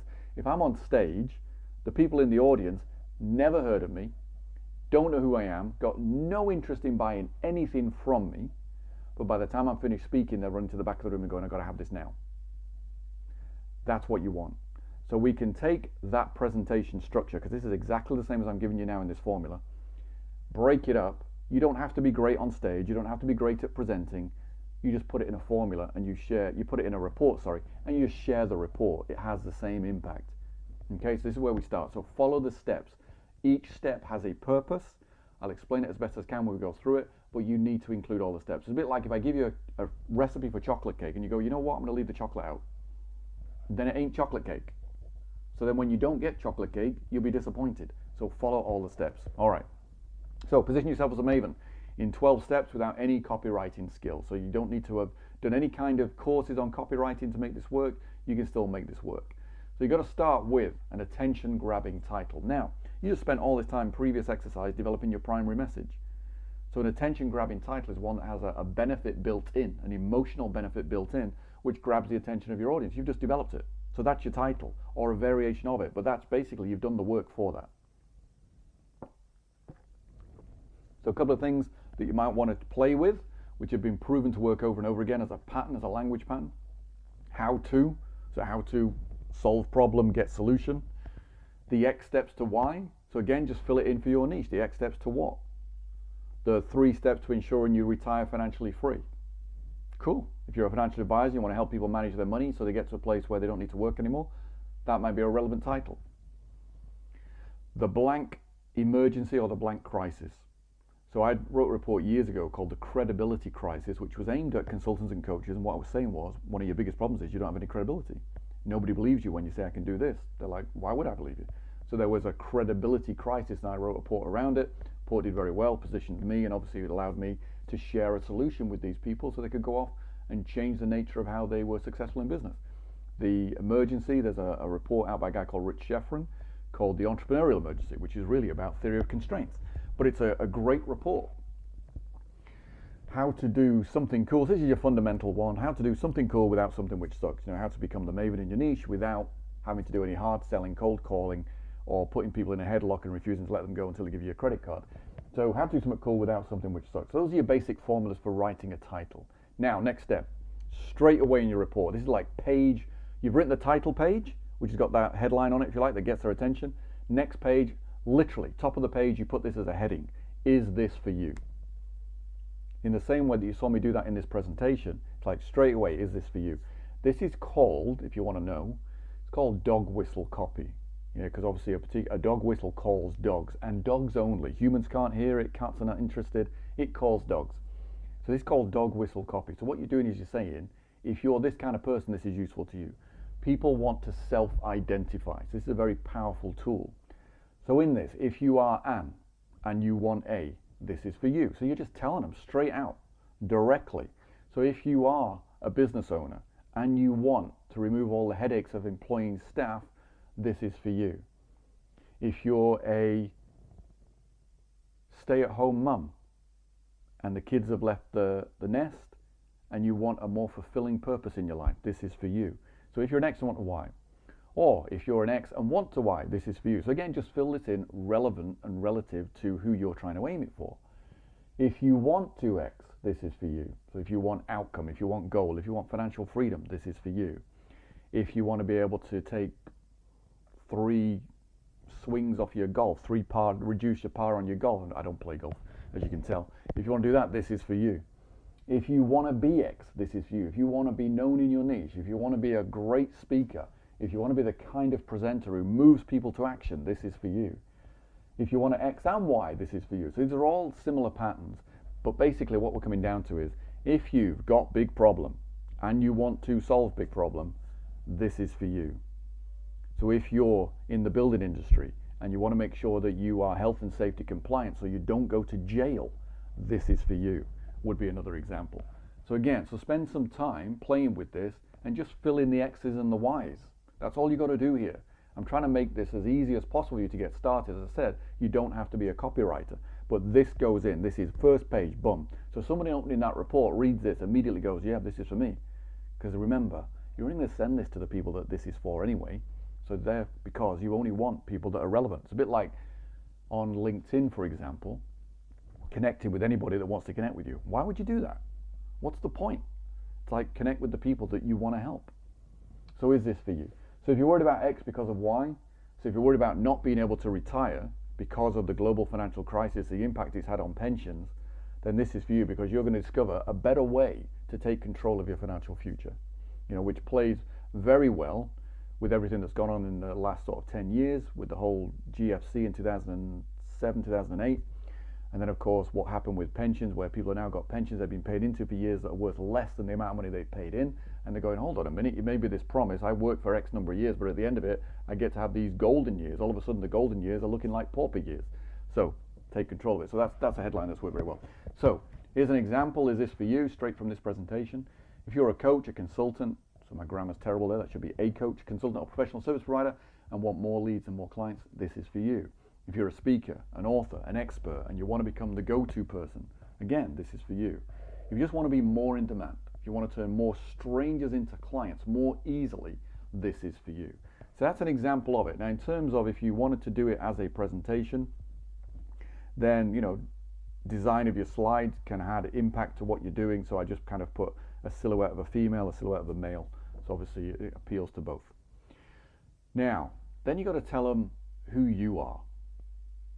So who is you, and why should you listen to him or her? So just fill in you with your name. So if it was me, who is Paul Elliott? Why should you listen to him? And now you're going to give them a case. So you're kind of giving them your achievements, so basically a list of what you've done. So you're demonstrating that you have arrived at the place they want to arrive at, so that you're demonstrating you can help them. Tying in with that frame I said before, that quote from Tony Robbins, you cannot take somebody somewhere you haven't been. So we want to demonstrate that to them that is who you are. So you're beginning to build your credibility here. So these are credibility statements, past achievements, who you've helped, who you've worked with. So all of this builds on it. Length of time in your industry, in your sector, in your niche. And I get, you might say, well, I'm starting out. I want to, you know, I'm a coach or a consultant. I've got something which is very powerful. Let me give a simple, you know, an example. Like if we look at theory of constraints, which you've possibly never heard of, but it's basically this idea of a bottleneck in a business and removing the bottleneck so you get more output, profit for the same amount of effort input. And you may never have built a manufacturing business. So to say that you can help someone build a manufacturing business, clearly you've never done that, you've never been there, there's not a lot of credibility there. But if you understand systems, which is what theory of constraints is about, and you understand how to diagnose and find the bottlenecks, then you can demonstrate that. Now, you could, of course, in the beginning go and help a few people within the manufacturing industry, get some testimonials from them where you demonstrate that what you do works, and then they become your credibility statements. And I'm a big fan of that. So if you're just starting out and you've got nothing, and you're thinking, well, I've just certified as a coach, or I've just passed my exams as an accountant or a financial advisor, what have I actually ever done for anybody? Well, one, obviously you pass certain exams which have a certain level of credibility themselves, so you can demonstrate those. But I would highly suggest go find some people, help them, demonstrate you got a result for them, so you can then talk about them. So length of time in the industry could be is an element. If you've been there longer, then people perceive that obviously if you've been there for any length of time, you have more experience, you've seen more of the challenges, you've seen more of the problems, and you've been able to solve them. So length of time can help you. Who you are known as, so just let them know. And there's a friend of mine who basically says that he's the #1 motivational business speaker in the UK. And he says it, and then he backed it up by saying, and how do I know that? Because it says so on my website, it says so on my book. So he makes fun of it. So that's what he wants to be known as. And since he's been doing it, then yes, he's kind of become known for that within a certain sphere of people. So let them know what you're really saying is, this is who I want to be known as. So in the beginning, who you want to be known as, and obviously the more you reinforce it, the more you put that message out, the more you will become known for that. So I would add to that, because I saw this on a thread on a forum or Facebook post a couple of weeks ago. People asking the question, how can you say you're such and such? Who told you you could be that? Who told you you could have that label? And it's, remember, this is business. Stop waiting for permission from somebody else to tell you how you can describe yourself. You give yourself permission. All you then need to do is live up to the label. Live it, breathe it, deliver on it. That's it. But you get to decide it. Give yourself permission to be successful. Give yourself permission to make as much money as you want. Give yourself permission to label yourself as whatever you want to label yourself as. And then just get on making that your reality. So, as an example, who is Paul Elliott? Why should you listen to him? So, personally generated multiple 7 figures from stage and from webinar, entrepreneur across diverse industries. So, built speaker business, built seminar business, built an Amazon business. So, been involved in a number of different industries. International speaker, spoken at different events all around the world, and known as one of the top online onstage sales conversion consultants on the planet, serving the expert market industry. So, in the beginning, I said that. I went, you know what, this is how I want to be known. So, I said that. And then, of course, I got busy proving it. Okay, so that's an example of that. Now, next step. Here's what you're really saying at this point is, here's what's in this report. So people tend to be, in terms of taking on board information, they are either detail people, in which case they want the details, or they are big picture people. Typically, if they are big picture people, they're more interested in the why. So what they're asking the question, why should I read this report? So they want the big picture up front. So if you just dive straight into the details and start going through them, the people who want the big picture will switch off and they will not read the report, which doesn't help you. So straight away, you are answering the question what you're going to learn in this report. So you can make it a little more sexy by saying, here's why this report will make you money, if money is relevant to what you do, of course, and help you sleep like a baby at night. So you're just adding a little bit more emotion than just saying, here's what's covered in this report. Now, if you're stuck and you're completely like, I don't know where to go, don't spend weeks trying to come up with what you should say. Just put, here's what's covered in this report, here's what you're going to learn, here's why it will help you. That would be enough. That would get you started. I'm more about imperfect report implemented and executed on is going to do more good for you and your clients than a perfect report that never gets finished. So here's why this report will make you money and help you sleep like a baby at night. So how to, so you can. So you're really just repeating some of what you've said before about if you're A and you want. You're just reinforcing it. You maybe go down a little bit. So how to generate more leads so you can make more sales. How to develop your own platform so you're not waiting for promoters to put you on their stage so you can get your message out. How to avoid so you can finally. How to avoid getting stung for massive inheritance tax so you can finally leave a legacy for your children that you want to leave. The new way too. Now, new is one of those irrational words where and this is really interesting. I mentioned before about doing research on Amazon, where you can go and look at books that your audience, your niche, your marketplace might read, and then read the reviews. One of the things you'll start to see as a pattern that emerges whenever you do any of this stuff is you'll see people saying, yeah, there's nothing new in this book, which is really fascinating, because what that tells you, for me, from reading those reviews, and the other thing I've got obviously had the opportunity to do is whenever I've spoken at large events, you get hundreds of people coming asking questions afterwards, and it doesn't take a scientist to realize very quickly there are patterns to the questions that people ask. So one of the things that's big for people is they may have tried things in the past that didn't work for them. Now, let me add a caveat to that. Just because it didn't work didn't mean that what they learnt or read or the training they bought wasn't good. It just meant they didn't apply it, is really the answer. Most of the people that come up and start asking questions at the events I've been at, you listen to them, they say, oh, I've done this, I've done that, I've done the other, and it's like, and what did you do with it? And for the most part, once you get down to it, they did nothing with it. But that doesn't stop them seeing it only from their side, of course. So they look at something and their feeling is one of disappointment. They tried this, it didn't work. I mean, I don't know if you've got any friends, or perhaps maybe yourself, where maybe you've wanted to lose weight or get in better shape, and I don't know how many types of diets you might have tried, how many books on weight loss you might have bought, potentially how many courses you may have bought on how to sustain, weight loss or whatever it might be, where, your friend, not you, but your friends have tried it and then put the weight back on. So they've tried something else, maybe lost a little bit of weight, then put the weight back on. And so they've done it over and over and over again. And the fact is, of course, what they're doing is they're retreating or falling back into old habits, old patterns of eating, and therefore they're putting the weight back on. But they don't see it that way. They see it as, I tried the Cambridge diet, didn't work. I tried the Atkins diet, didn't work. I tried the keto diet, didn't work. I turned vegan, didn't work. So all of these things. So what are they looking for? They're disappointed. They feel that nothing's ever going to work. So they can feel a little bit despondent because of that. So as soon as you say new, then there's a potential for new hope, to revive, to kill off the disappointment and say, okay, look, here's a new approach. And it's like, this could be the one. So new is one of those irrational words. So whenever you read a review and someone says there's nothing new in this book, what it tells me is that they've done lots of other things, done nothing with it, or tried it half-heartedly. It's like, oh, I tried to build a business, it didn't work. Well, what did you do? Well, I started the business on Monday, I did the marketing on the Tuesday, tried some selling on the Wednesday, but none of it worked. It's just complete nonsense. So that's typically, and I'm exaggerating slightly, and I'm not trying to be disrespectful to anybody, but that's typically what happens. So as soon as you say new, it's irrational. It's kind of like, oh, there could be a new solution out there. Renewed hope.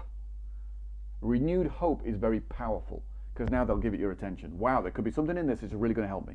So the new way to whatever it is that you offer, very powerful. So here's what you'll learn. This one, I didn't go for the sexy title. It said, here's what you're going to learn. How to create demand for your services, even if no one's ever heard of you. How to use pre-influence psychology to increase impact and profits.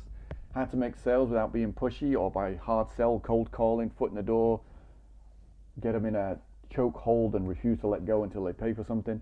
How to achieve expert or celebrity authority positioning. And how to build a highly responsive list so you can promote additional products and services. So of course you're building an asset that way.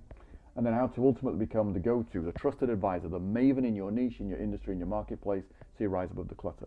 Now, next thing in your report, once you've said, okay, here's what you're going to learn, here's the big picture. Now you've got to give them a reason to read it now.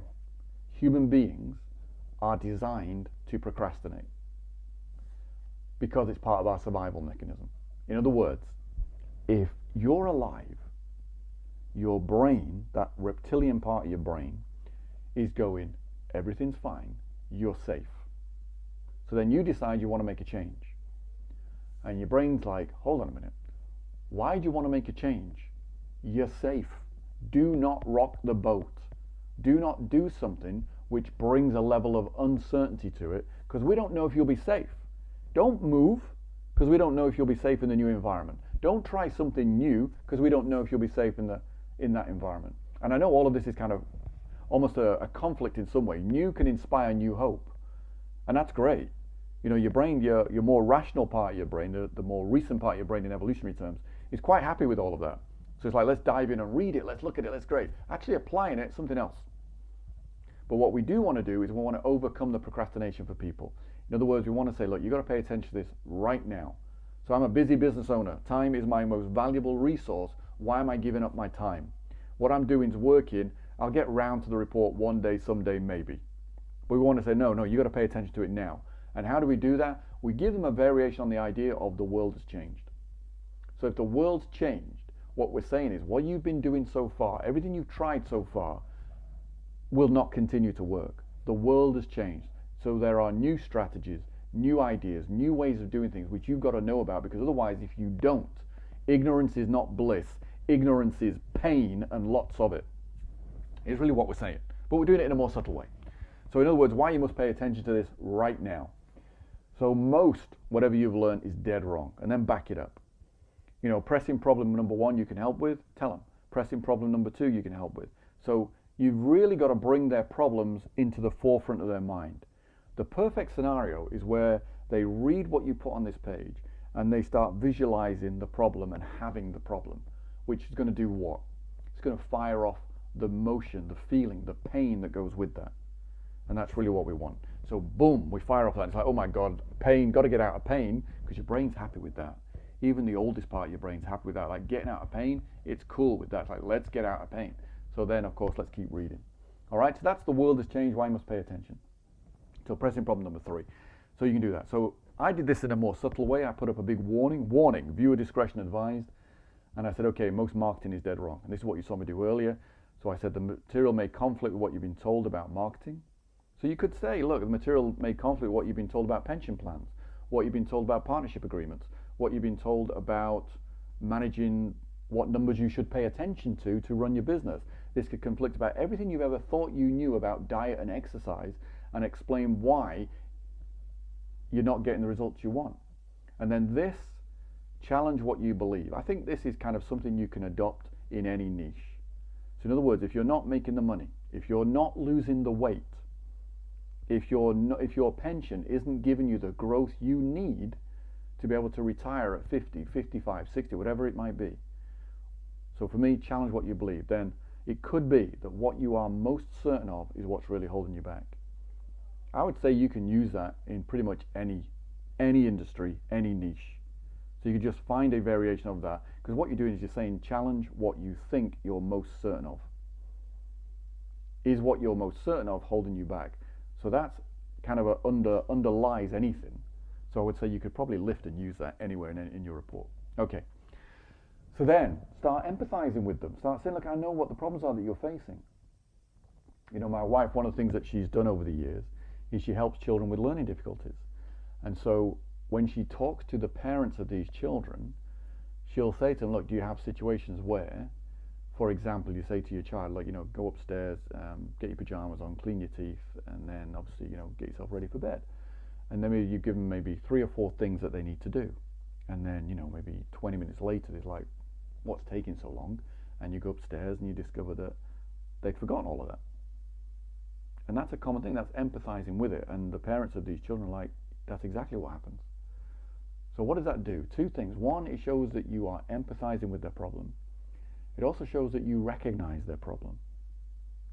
And thirdly, I would suggest if you're doing it face to face, frame it as a question. Don't ever tell, ask. If I tell you something, you have to evaluate whether it's true or not. If you tell me, in other words, if I ask a question and you tell me, of course it's true. So the problems they are facing, where are they now? Empathize with them. So I would say use softeners. Always use softeners. You know, if I get in somebody's face and say you're an idiot, you've got limited beliefs, you're this, that, and the other, you don't know your elbow from your backside, that's not going to build rapport. But if I use softeners and say, look, maybe you've tried other ways of losing weight in the past. Perhaps you've even been on one of these, you know, camps where you spend you immerse yourself in this regime for 5 or 6 days, and you do exercise with a trainer, and they're kind of like keeping you on track for that week. Maybe you've done all of that, but you still found that you returned back to your old eating habits once you came out of that environment. Maybe you've bought multiple books. You've tried the vegan, you tried the keto, you tried the Atkins, you tried the modified Atkins, you tried the Cambridge, you tried all of these things. Maybe you've done the CrossFit training. Maybe you've done the dance training, maybe you've done the salsa training, maybe you've done the heavy weights, you've done the light weights, you've done the cardio, you've done the resistance training, maybe you took up a martial art, maybe you've done all of these things, but none of it gave you the results you want. So maybe is the important part. Perhaps. I'm not saying you did do it, I'm saying maybe you did. So using softness. So we want to build rapport. We want to say, look, I understand where you are, I empathize with that problem, but we don't want to throw it in their face and make them feel like they're idiots. Does that make sense? Because we're building rapport. So use softness. In your writing, say maybe. Use that word, perhaps. Ask questions to focus on the pain, which we've already addressed. If I frame something as a question, then you evaluate it. But in the sense, what I mean is you process the question, you answer it, and you go, yeah, that is me. But even if you disagree with it, it's like, well, no, that isn't me. But we haven't lost rapport because you weren't telling me that's how it is. I wasn't telling you that, oh, at night your child goes upstairs after you give them instructions, they forget all the instructions, don't they? It's like, I'm not telling you, I'm asking. So even if it's not right for you, that particular question, it still maintains rapport. So that's what we want to do. Let me just, so use softness, use questions, but focus on their problem. So you're bringing in the pain. Now, second part of that, of course, is that's where they are now. Where do they want to get to? So again, wouldn't it be better if? So wouldn't it be better if you found a way to both lose the weight healthily, safely, and maintain the weight loss so that you look fabulous all year round? Just suppose that we were able to give you or get you a return on your pension, which means that even though you only got 5 years before you want to retire, we can still hit that goal where you'll have a great income for the rest of your life. No matter if you live to 90, 100, 150, you will have a lifetime money machine. Just suppose we could do that. So we're building these things in. So what you're doing is from NLP, it's called future pacing. So you're building an attractive future. You're painting the picture of an attractive future. And again, you're making it emotional, but there are the words you use. But these are the simple ways to do it. So where do they want to get to? Now, think about it. We just said, here's where you are, maybe, perhaps, pain, pain, pain. Here's where you want to get to. Just suppose, wouldn't it be better if? Future pace, paint the attractive future. So what have we now got? A gap. So just say this literally. Say, if this is where you currently are, and this is where you want to get to, then of course there's a gap. So then the question on your mind and the question you want to be thinking is, how do you close this gap? And that's what I want to answer.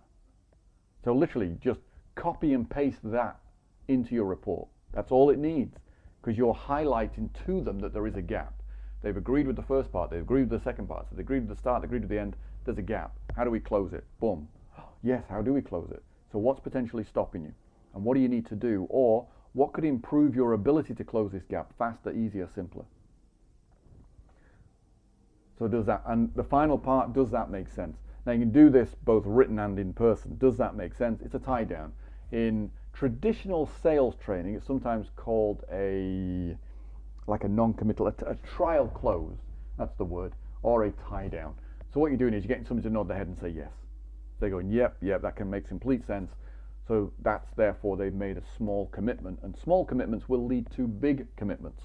So you're tying them down. So do that in the report. At the end, just say, does that make sense? And even if they're reading it, they'll be nodding in their head, yep, that makes sense. So what's potentially stopping you? What do you need to improve? Or what could improve your ability to close this gap, make it easier for you, make it faster for you, make it simpler for you? And that's what we want to address. That's what we want to answer. So if it's a business owner and they want to get to 6 figures and they're currently doing $50,000 a year, $50,000, £50,000, they want to get to $100,000 or £100,000. Okay, so what's going to close this gap? What do we need to do differently? Because you say, look, you're already doing some marketing, but do we know how effective it is? Is there something that perhaps we could add to it which would make it your current marketing work even better for you, which will bring you more leads, more sales, more customers faster? Now, at this point, good idea to share a story so you can bond with your personal story, because you've already empathized with them. So you can kind of, if you can relate to it, if you can say, look, this is where I've been, then telling your story helps them both understand why you do what you do. So this is a key thing. And I discovered this from doing live presentations, is that, I'll tell you the full story. I'd been doing presentations for a little while, and I think within the first couple of presentations I'd done, somebody had come up to me at the end and literally said, why do you do this? And I hadn't really thought about it in terms of telling people why I do this. I mean, I had my reasons, but I didn't think they were relevant to share. And then I was doing a presentation at a hotel, and then in the same hotel there was another company with another speaker doing a presentation about stock market trading. And I'd finished, so I'd done mine, had a great presentation, done very well. And so I'd kind of sneaked into the back of this other guy's presentation, and I was sat at the back, and he was kind of just probably about a third of the way through his pitch, and there was a young couple sat in front of me, and the woman turned to the guy and she said, if he's making all this money, why is he here telling us and teaching us about it? And I thought, that's fascinating, that's interesting. See, so that was tying in with, she didn't believe that what he was doing worked or would work for her.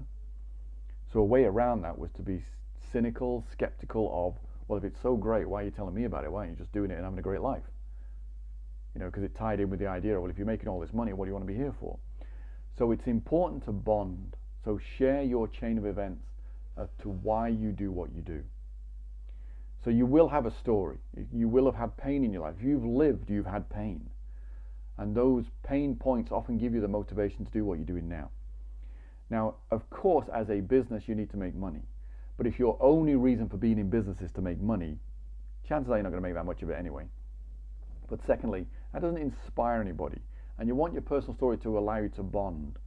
So bonding works well when people feel that you've got a contribution-based motive. Does that make sense? So it's kind of, I do this because. You know, so for example, when I wrote the Credibility Crisis report, I talked in there about the birth of my daughter and how I'd lost my first business just as she was being born. So the business had gone, I'd lost everything, and I've got a child on the way. You know, I'm there at the birth of my daughter when she's born. You know, they cleaned her up and everything, they give her a potassium injection or whatever it was, and then, you know, they put her in my arms eventually when she got these little clothes on and everything else. And I remember looking down at her face and realizing that, you know, this wasn't a game anymore. That the things I'd done in the past, the risks I'd taken, the things I'd done, how cavalier I'd been at times, kind of complacent at times, which I didn't care about because I'd always like, well, if I lose it, I'll just start again. But now I had this child, this baby, who was completely dependent upon me. And it completely rocked my world, changed my values, made me a better person because of it. But I made her a promise. The promise was that you would grow up in a world of abundance. And in fairness, you know, she's kept me to it ever since, but that was the promise I made. So I wanted to be able to provide for her. I wanted to provide for my family. And then I realized the more I did this, I didn't just want to provide for my family. I wanted to find a way to help other families provide for their families. I wanted to be able to have a bigger impact than just me. You know, one of the things I learned from Tony Robbins was that if you want to be fulfilled, on some level you've got to give back, you've got to contribute. And so this is my way of contributing. So that's real, it's genuine, and it's why I do what I do. And also what I'm sharing there is a chain of events. What are the chain of events that led me to realize this is what I want to do and this is why I want to do it? So share that in your personal story. So then chain of events leading to how you discovered your insights. It's called your solution story. So this gives you expert positioning. So it's like, this is what happened. I then went searching for a solution. Like I told you in the beginning of this one, I did a presentation, spent all the money on the advert, not my money, the credit card company's money, so of course they were expecting it back, on the belief that I could put people in a room, I could do a presentation, everything would be fantastic, they'd buy the product and off we go. That didn't work out. So there was pain. But of course that forced me to go looking into psychology, learning styles, direct response marketing, pitch speaking, all of those things to find an answer. And I did. You know, there's a lot of trial and error in the beginning, but I found an answer. So that now gives you my discovery story of how I arrived at my solution. And that then automatically gives me expert positioning, because it's like, I found an answer and it works. And that's why people are here. They're here because they want to know what the answer is. So put your story in. So this is a very simple structure for a story. Chain of events leading to why you do what you do. This matters. Chain of events leading to how you discovered your insight. Share a mistake, be vulnerable. So as I mentioned, I lost my business shortly before my daughter was born. So now I'm in a position where I've got a baby on the way, family, and I've made a mistake. I've messed up. Everything gone. As Zig Ziglar used to say, you messed up. Jim Rohn used to say, you messed up. So share a mistake. Sharing a mistake makes you vulnerable. It makes you human. It's very hard for somebody to bond with someone who they perceive as very different to them. So if I look at someone and go, well, yeah, of course you were able to do that. You're superhuman. But us mere mortals, we can't do that. So how do you overcome that? Share a mistake. It's like the story of Superman. Superman, he got X-ray vision, he can burn bricks with his eyes, he can fly through the air, he can bend steel bars with his toenails. And it's like, yeah, you're Superman. Nobody can relate to that. So what did they do? Well, they made him vulnerable to kryptonite. So whenever kryptonite's around him, all of his power, all of his strength disappears. I mean, it's ridiculous. Why would you come from a planet which could kill you? That just doesn't make any sense whatsoever. But they have to have something. So there's this rock which comes from Krypton. Kryptonite makes him vulnerable. Why do they need to make him vulnerable? Because then we can bond with him. We can relate to him as the good guy. He's out to help us all, fight the bad guys, fight the villains, and he's vulnerable. So we can relate. There's empathy. There's a human connection. So share a mistake. And, well, as I said before, if you're human, you've had pain. If you've had pain, you've made mistakes. So share a mistake. Tie it all together. And also the other side of this, self-doubt is a major form of skepticism. So a lot of people will not do, or they'll ask the questions like, why is he here teaching us this? If he's making so much money, why does he care? Which is a common question from people who don't have a lot of money, because obviously once you've got money, you realize money isn't everything, and you do want a sense of contribution. But self-doubt is what that question was really being driven by. Self-doubt is a major form of skepticism. Will this work for me? Is one of the biggest questions your prospects have. Not necessarily voiced consciously, but it is there in the background and you need to address it, and your story can address it. So, my story of when my daughter being born, losing my business, that's really what motivated me in the beginning to start laying a different foundation than just having skills of marketing and selling. I need to also go out and build equity. So I started, buying properties and things, and that's why I did that. But if I'm sharing that with other people and I'm saying, here's where I started, I lost everything, including my credit rating. What do you need a credit rating for? To get a mortgage. So I couldn't get a mortgage in my own name. So if there's someone reading that report about property investing or listening to me live talking about property investing, then they're going, well, I work for a company, I'm a professional, whatever I am, I've got a great credit rating. So if he was able to do this with a really terrible credit rating, surely it'll be easier for me with a credit rating. So it overcomes that self-doubt of, will this work for me? Does that make sense? I know I've put a lot in this, and I probably shared more than you needed to hear at this point in time, but there's a lot in this. Maybe listen to this a couple of times. And if you, again, I said if you need help on this, consider coming on one of the live events. So now you introduce the solution, introduce your vehicle. So we talked about your story, so now we say, okay, here's the vehicle. Here's how we're going to solve this. And then, of course, you can't just say, here's what we do. We're going to put together this pension, or we're going to put together this plan. It's like, you've got to make a case for it. Why does it work? Why does it solve the problem? It's not enough just to say, I can do this for you, or I can solve your problem, or property investing is the solution, or stock market trading is the solution, or understanding how to become the maven in your marketplace is the solution. We need a case for it. We need reasons why. So connect the solution to their goals is really the important part. Now you can, if you wish, cite research. Now I've done this both with and without. Yes, it always adds depth, and especially in a report it adds depth because they don't get to hear your voice.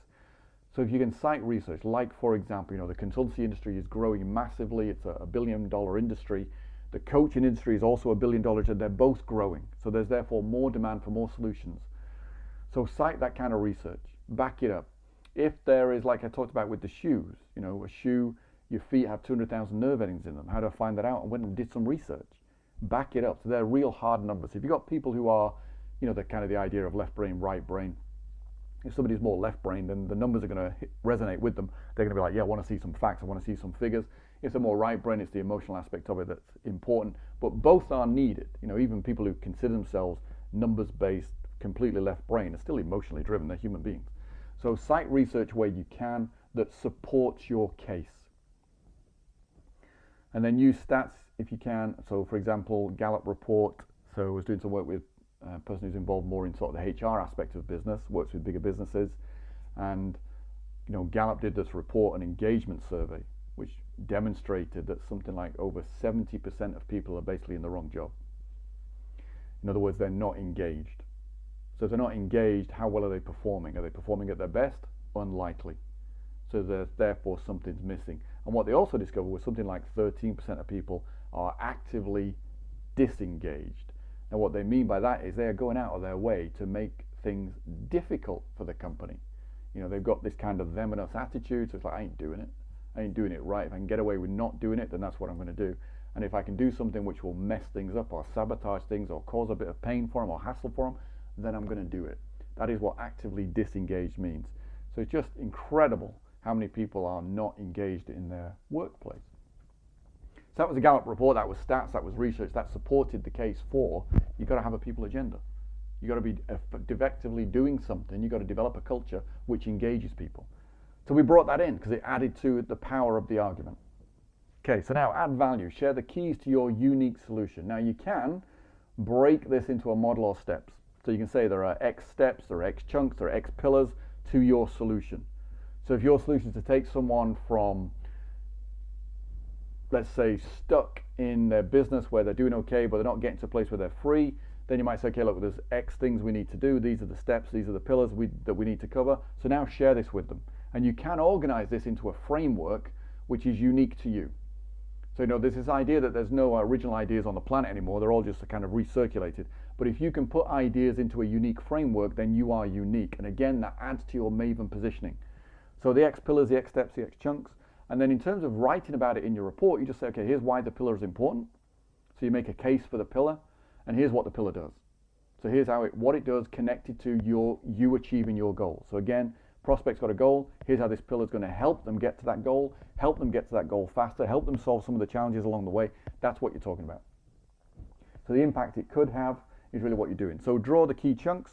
So if we break the gap down, in this case, into 5 steps, each of those steps could be a pillar, a chunk, a step. And so you just organize that into a framework. So it allows you to introduce the chunk or chunks you're going to focus on. So you're positioning your solution as you educate your prospect. That's the whole idea of it.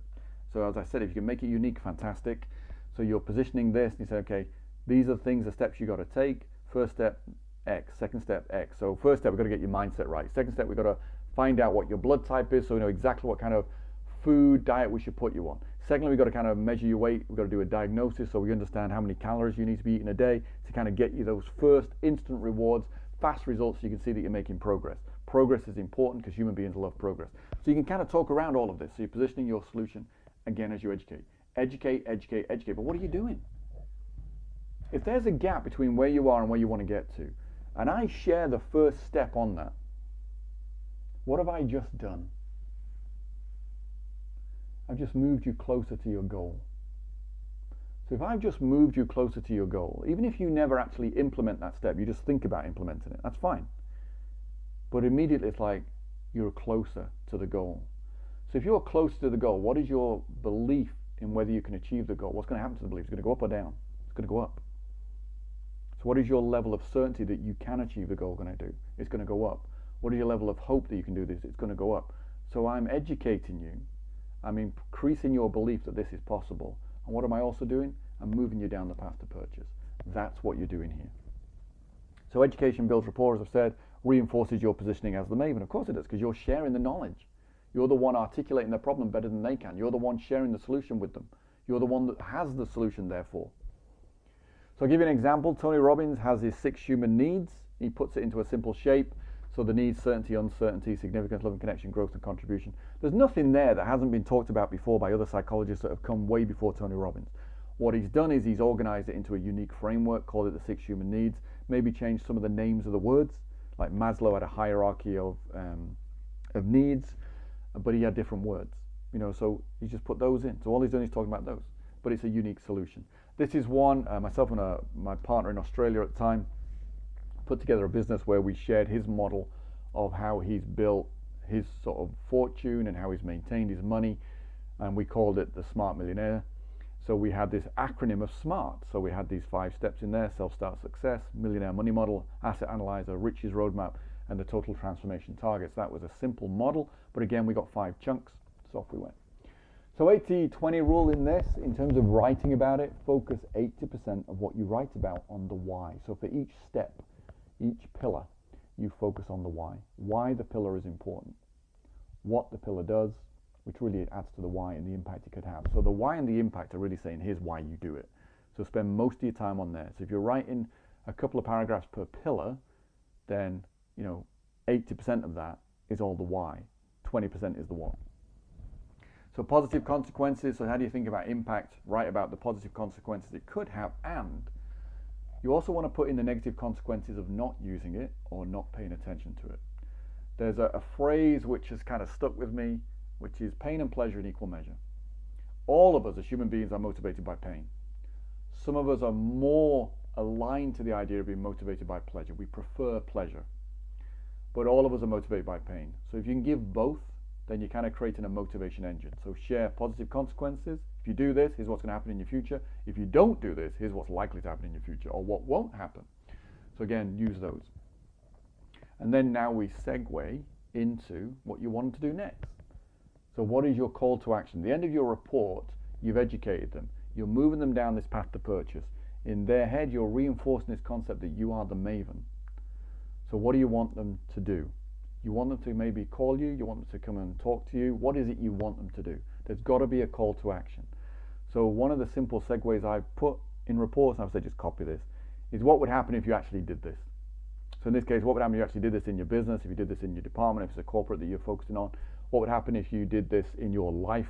What would happen if you did this with your body? What would happen if you did this in your relationships? So you're segueing. You're just saying, okay, what would happen if you actually applied what you've just read about? If you actually did it, what's going to happen? And you've already told them what's going to happen because you've told them the positive consequences of doing it all, and you've given them that kind of extra oomph by saying, if you don't do it, here's what's not going to happen, or here's the negative consequences of moving forward having not done it. So now it's like, okay, what would happen? So again, you're building that emotional picture. And then this is this is sales 101. Would you like to find out? So this is a trial close, a tie down. Would you like to find out? And again, we're framing it as a question. When it comes to influence, and that's really what this report is about, questions, one of the most powerful tools in your toolbox of influence. Would you like to find out? So your offer. So now you tell them, this is the next step. Here's what you do next. If you're really serious about this, here's what you do next. So e.g., offer a strategy session, and it could be a free strategy session. It could be a paid for session.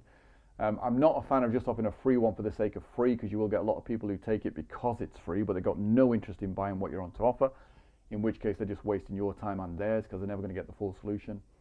So if you're doing it free, have a set of criteria of who they need to be or what they need to meet in order to actually have that strategy session with you. Potentially ask for a deposit. In the past, when I've done it, I've asked for a deposit. If they're not willing to pay a deposit, then they're certainly not going to go any further because the report's already educated them. So they've already got that. Final thing, format your report. So go on Fiverr.com, one of these, you'll find somebody who can basically lay it out for you, who can tidy it up, who can make it look good, and also who can create a cover graphic. So you can have a cover graphic for your report. You can also, what I would suggest is get a 3D version of that. So these same people, I've found a couple of people who just do all of it. And you can use that on your profile. So you are now the author of X report. Always looks good. Who writes books? Who writes special reports? Experts do. Mavens do. That's the whole point of it. So use it on your LinkedIn profile if that's a platform that's relevant to you. Use it in social media again. So you create your own page on Facebook, for example, and say you're the author of. Put the graphic there in your cover photo. So all of that helps add to your credibility. Use it in your social media. Use it in your advertising. Use it as a lead magnet, for example. So you can offer the report either for free if you wish, or you can offer it paid for. Charge a few dollars for it. You'll get a better quality of client, better quality of prospect if you charge for it. So format the report, make it look good. Design matters. If Apple has taught us anything, it's that design matters. Absolutely does. Okay. And then the end of the report, as I said, if you want to offer a strategy session, you can call it an irresistible appointment where you're offering some help for free.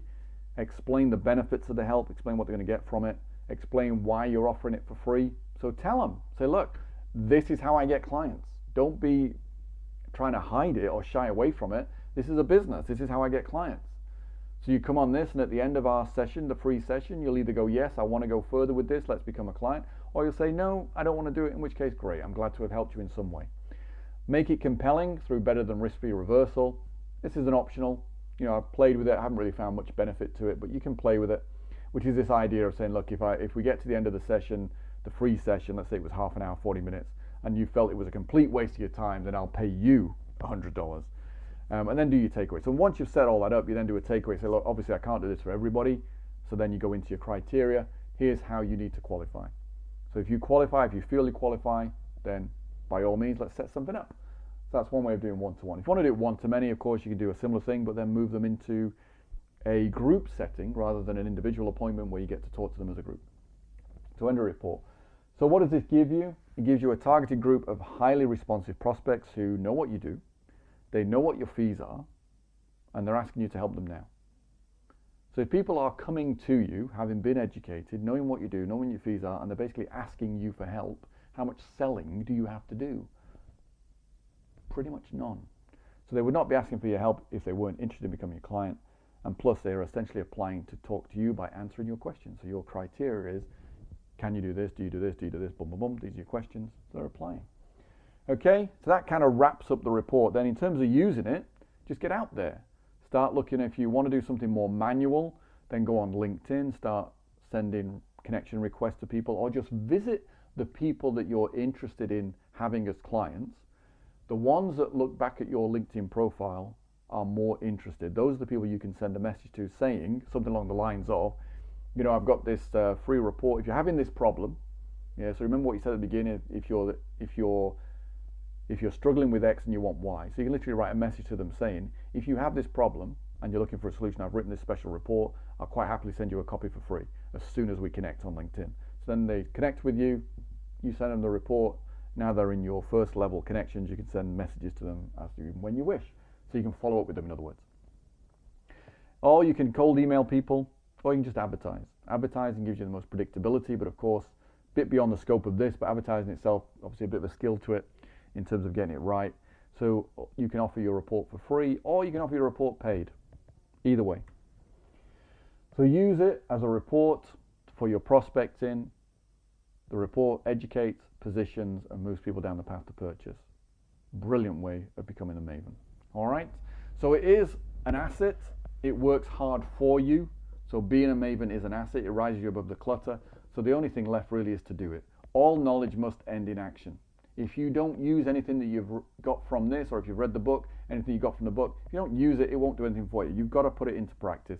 So design your primary message is the first thing I would suggest you get busy doing. And then once you've got that, then start creating your report. Then you leverage your report. Once you've got it nicely packaged, designed, laid out, then start leveraging it. Use it. You can get all of this done very quickly. Get out there and use it. So use it on LinkedIn, use it through advertising, use it through your networking. If you're going networking to events, or if you're going to gyms and such like, where you might find people who are interested in their health and their weight and such like, you might say, okay, I've got this report, do you want to have a read of it? Boom, I'll send you a copy, give me your email address. So again, you're building a list. So as I said, action is the key. Get busy doing it. And you can, if you wish, do cold email. I've not done a lot of cold email myself personally. I've done some, found it can be very effective. Again, it comes down to knowing who you want to approach, as in who are the type of people you want to approach, who are the clients you want, so then you can write a message which is relevant to them. Okay, if you want help with any of this, then I would suggest consider attending a live event. If you want more details on that, you just reach out or go on the website. Okay, so I hope you found this very useful. I hope you put it into action and see the results from it. I'd love to hear your stories of the results you're getting. And again, I'd love to see you at a live event. So that's a shameless plug for you. All right, so this has been Paul Elliott. I want to thank you for your time. I want to thank you for listening. Listen to it a couple of times if necessary, but go do it. All knowledge must end in action.